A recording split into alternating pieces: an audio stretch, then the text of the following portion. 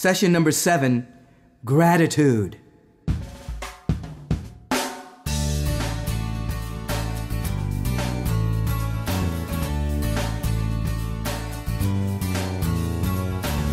Gratitude. An attitude of gratitude. One of my favorite statements is, the enlightened give thanks for what most people take for granted. As one begins to grow, develop, and unfold, and begin to release the gifts within their soul, and begin to understand their intimate at one-ment with the power and the presence that governs the universe, they give thanks for everything. They live in a continual state of gratitude. And what is discovered is that the more you're grateful, the universe pours more things for you to be grateful for into your experience. You set up the condition for more abundance by being grateful simply as an attitude, simply as a way of being, simply as a way of thinking. It is a precursor to manifestation and demonstration. Larry James once said that gratitude is faith in action. Now, what does that mean? Since faith is the substance, the very living substance of something hoped for, and the evidence of things not seen, you're being grateful before something even shows up in your life. You're having an extreme faith and conviction that is already there before it physically manifests. Individuals who live in that kind of attitude create more and more good in their life because they're not depending upon circumstances and the world of appearances to bring it to them. It is their attitude that's generating the good. Gratitude is faith in action. Live in that atmosphere. I implore you to look around your life right now and discover as many things that you can be grateful for. And then I want you to go a step further. Simply allow for that energy of gratitude to take you over. Then you'll discover that you will be grateful for things that you haven't even imagined yet. They'll ride in on the field of your gratitude. Bob Proctor, in Session 7, he's going to bring you right to the fountain of gratitude and let it overflow your entire life.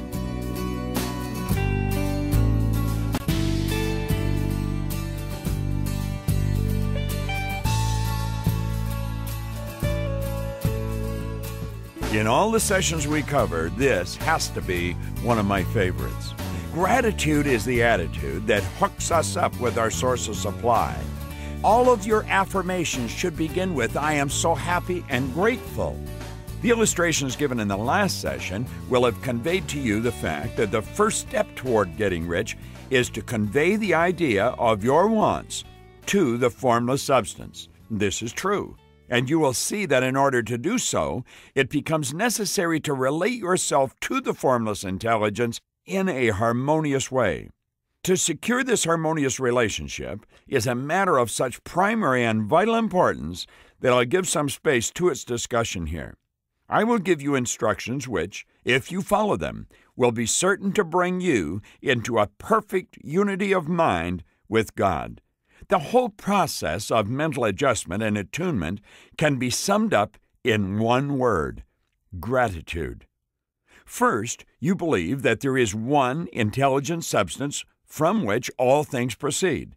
Secondly, you believe that this substance gives you everything you desire. And thirdly, you relate yourself to it through a feeling of deep and profound gratitude.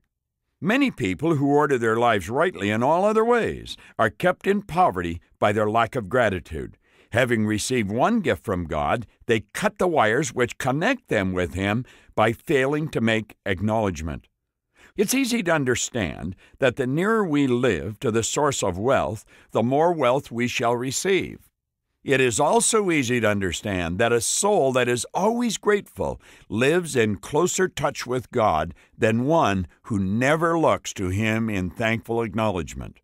When good things come to us, the more gratefully we fix our minds on the supreme power, the more good we will receive, and the more rapidly they will come. The reason for this is simply that the mental attitude of gratitude draws the mind into closer touch with the source from which the blessings come.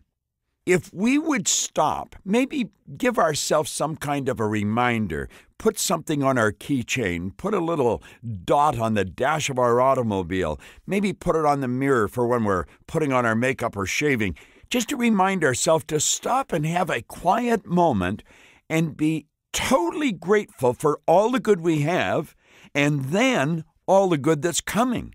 If it's a new thought to you that gratitude brings your whole mind into closer harmony with the creative energies of the universe, consider it well, and you will see that it's true. It is so true, and it's so obvious once you start working with it. The good things you already possess have come to you because of certain laws. Gratitude will lead your mind out along the ways by which things come, and it will keep you in close harmony with creative thought and prevent you from falling into the competitive thought. We don't need to compete with anyone. We're dealing with an infinite source of supply. There's a rich storehouse of everything we'll ever want, and it's sitting right in front of us. As we develop this attitude of gratitude, the doors open and it starts to flow. Gratitude alone can keep you looking toward the infinite and prevent you from falling into the error of thinking the supply of riches is limited. And to think that would be fatal to your hopes. Have you any idea just what percentage of the population believe that there is a limited supply? Why do you think people are hustling and working and scheming, trying to get a little more of the marketplace? Because they think that there's only so much. They don't understand they don't have to. There's an infinite supply. In the Upanishads, it's written, from abundance, he took abundance, and still abundance remained. Now let me repeat that, and I want you to think of what I'm saying. It's written in the most ancient writings there is. From abundance, he took abundance, and still abundance remained. If you're like most people, if you're like me, when you hear that, you say, no, wait a minute, how could that be? And then you relate to infinite intelligence, to formless substance, to infinite supply, and it starts to make a little sense. I want to suggest right now, you take a very deep breath. Come on, fill your lungs. Actually, fill your lungs and hold it. From abundance, you took abundance. You took the air that surrounds you, and you filled your lungs. But still abundance remained. So you let the air out of your lungs, and then you take it back in. You just freely breathe out and breathe in. You freely breathe out and breathe in. From abundance, you take abundance, and still abundance remains. Well, don't you know that the air is made from the same stuff everything else is made from? Or you could say everything is made from the same stuff the air is made from. There is only one formless substance. The only difference between one thing and another is density or amplitude of vibration. Now, the difference between everything else and you is that you have creative faculties. We can dictate the form that formless substance will take. We have the ability to think. We have the ability to imagineer. And you know, the more grateful we become, the more tuned in we become. Now, let's repeat. Gratitude alone can keep you looking toward the infinite and prevent you from falling into the error of thinking that the supply of riches is limited. And to think that would be fatal to our hopes. Of course it would. Why? From abundance, he took abundance, and still abundance remained. Let's repeat that often every day. There is a law of gratitude. And if you are to get the results you seek, it is absolutely necessary that you should observe this law. The law of gratitude is the natural principle that action and reaction are always equal and in opposite directions. The grateful outreaching of your mind in thankful praise to the Supreme Power is a liberation or an expenditure of force. It cannot fail to reach that to which it is addressed. And, as a result, God responds with an instantaneous movement toward you. Draw nigh unto God, and He will draw nigh unto you. Repeat that over a number of times and see what happens in your mind. Go back to the basics where this entire program began. Go back to the quotation from the Whites that I shared with you, where he said, then one day, some trivial experience or word or encounter stops us short. A gleam of illumination penetrates the depths of our consciousness. We see. Usually it is but a glimpse, but on a rare occasion a brilliant flash reveals truth fully formed, and we marvel that this understanding has escaped us for so long. That's what happens to us when we dwell on this concept of gratitude, when we fill our heart and our mind and our soul and our entire being with a feeling of gratitude. We want to be grateful for everything that we've got. Just be grateful for the fact that you can comprehend what I'm sharing with you right now. And if your gratitude is strong and constant, the reaction in the formless substance will be strong and continuous. The movement of the things you want will always be toward you. Notice the grateful attitude that Jesus took, how he always seems to be saying, I thank thee, Father, that thou hearest me. You cannot exercise much power without gratitude. Now think about that. You cannot exercise much power without gratitude, because it is gratitude that keeps you connected with power. But the value of gratitude does not consist solely in getting more blessings in the future. Without gratitude, you cannot keep from being displeased with the things as they are. The moment you permit your mind to dwell with displeasure upon things as they are, you begin to lose ground. They who have will receive more. They who have not will lose even what they've got. If you focus on what's wrong, you're going to get more of it. And if you focus on what's right, you're going to get more of that. You fix your attention upon the common, the poor, the squalid, and the mean, and your mind takes the form of these things. You will then transmit these forms or mental images to the formless. Thus, the common, the poor, the squalid, and the mean will come to you. To permit your mind to dwell upon the inferior is to become inferior and to surround yourself with inferior things. On the other hand, to fix your attention on the best is to surround yourself with the best and to become the best. We are choosing just the very best in life, and life will give us the very best. Choose nothing but the best for yourself. Really analyze what I'm talking about here for a moment. Have you ever noticed how some people will buy a gift for someone else that they wouldn't buy for themselves? You'll hear them say, oh, the creative power within us makes us into the image of that which we give our attention. We are thinking substance, and thinking substance always takes the form of that which it thinks about. Do you know, that's probably one of the most powerful statements we will ever hear or see. Let me repeat it. The creative power within us makes us into the image of that to which we give our attention. We are thinking substance, and thinking substance always takes the form of that which it thinks about. The grateful mind is constantly fixed upon the best. Do you know what that means? When your mind is not fixed upon the best, you're not in a grateful energy. You're not in a grateful vibration. If something's bothering you, you're not full of gratitude. Why? Well, this is very clear. The grateful mind is always fixed upon the best. It's constantly fixed upon the best. Therefore, it tends to become the best. It takes the form or character of the best, and it will receive the best. Also, faith is born of gratitude. The grateful mind continually expects good things, and expectation becomes faith.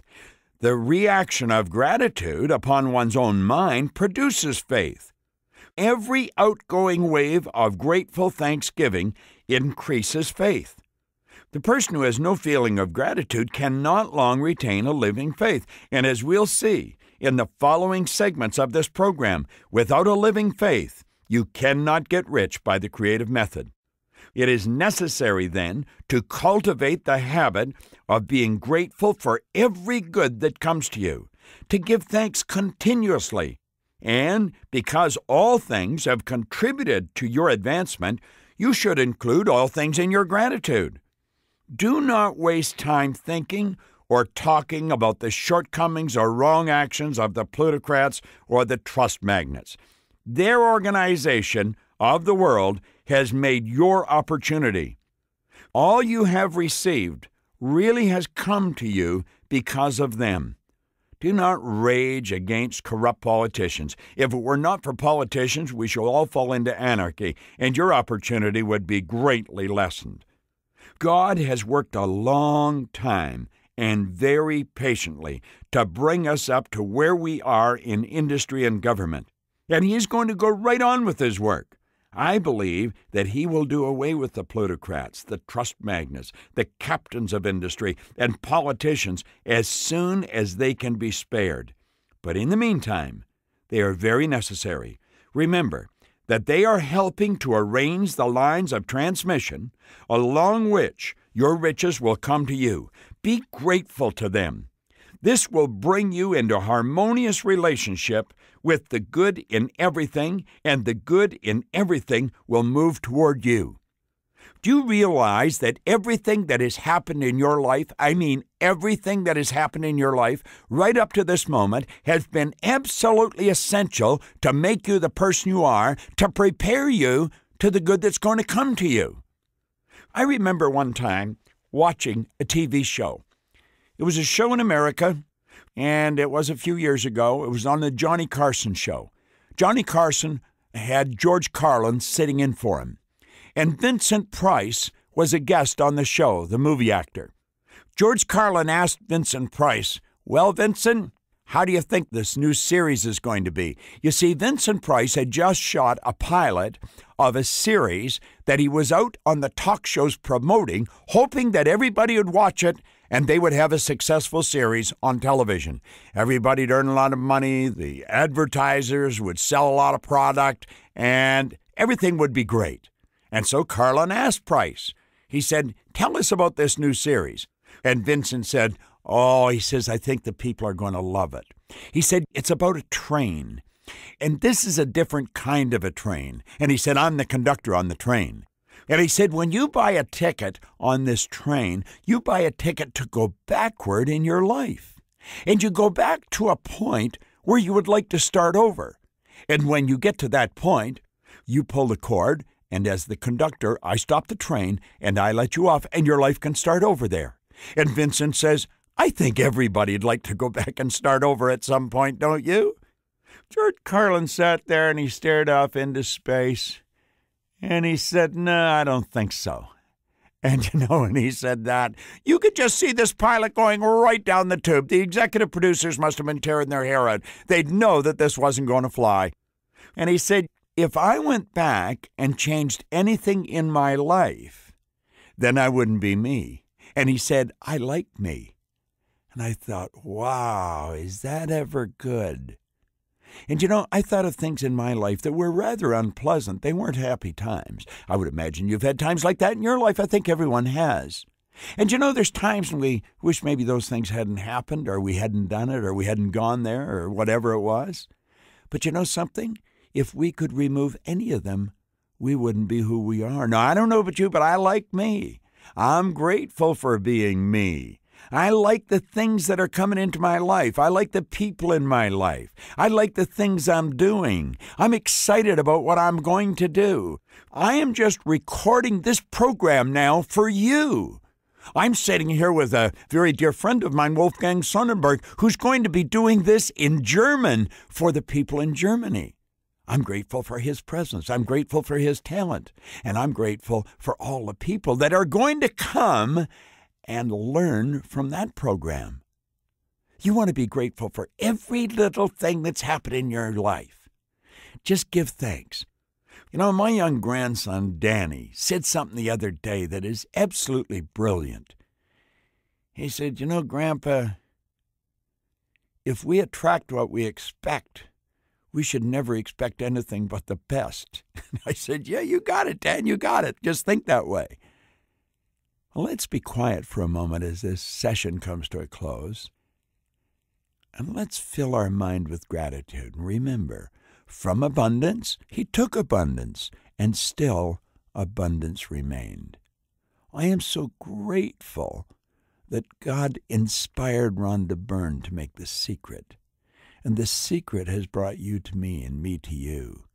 And that we can now take this and share it with someone else. And let's teach them to be grateful that they come into our life and we come into their life. Think of all the things that you've got to be grateful for. Thank God for all the good that's coming, and expect an abundance in the future.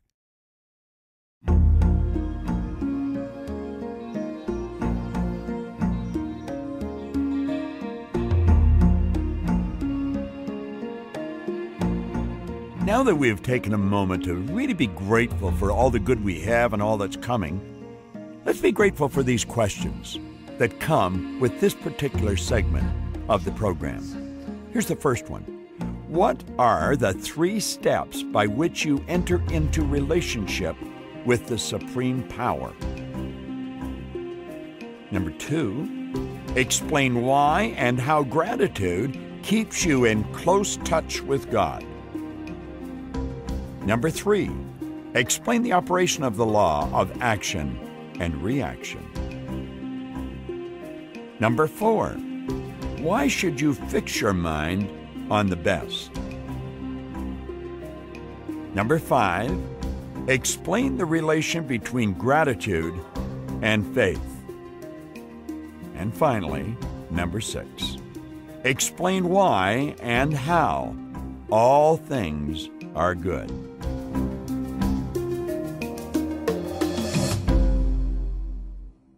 And when you have those questions answered, and you go to the exercise that comes with this particular segment on gratitude, you're going to find that this is possibly one of the most important concepts in the secret presentation of the Science of Getting Rich. Write down your thoughts on this particular session and reread them frequently. This is Bob Proctor, and I'm so grateful that we're sharing this wonderful message.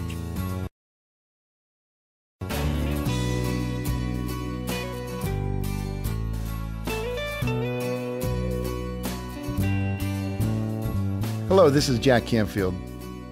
This session on gratitude plays an enormous role in my life and in the lives of everyone close to me. Wallace Wattles was so very accurate when he said, "People who order their lives rightly in all areas are kept in poverty because of their lack of gratitude. Having received one gift from God, they cut the ties that connect them to God by failing to make acknowledgement." He went on to say that in contrast, it's easy to understand that the nearer we live to and acknowledge the source of wealth, the more wealth we shall receive. Wattles makes another great point further in the session when he says, "Permitting your mind to dwell upon the inferior is to become inferior and to surround yourself with inferior things. On the other hand, to fix your attention on the best is to surround yourself with the best and to become the best. The creative power within us makes us into the image of that to which we give our attention." He reminds us once again that we are a thinking substance, and thinking substance always takes the form of that which it thinks about. The grateful mind is constantly fixed upon the best. Therefore, it tends to become the best. It takes the form or character of the best and will receive the best. As I explained in the movie The Secret, I'm always grateful for all that I have in my life. I have a magnificent home.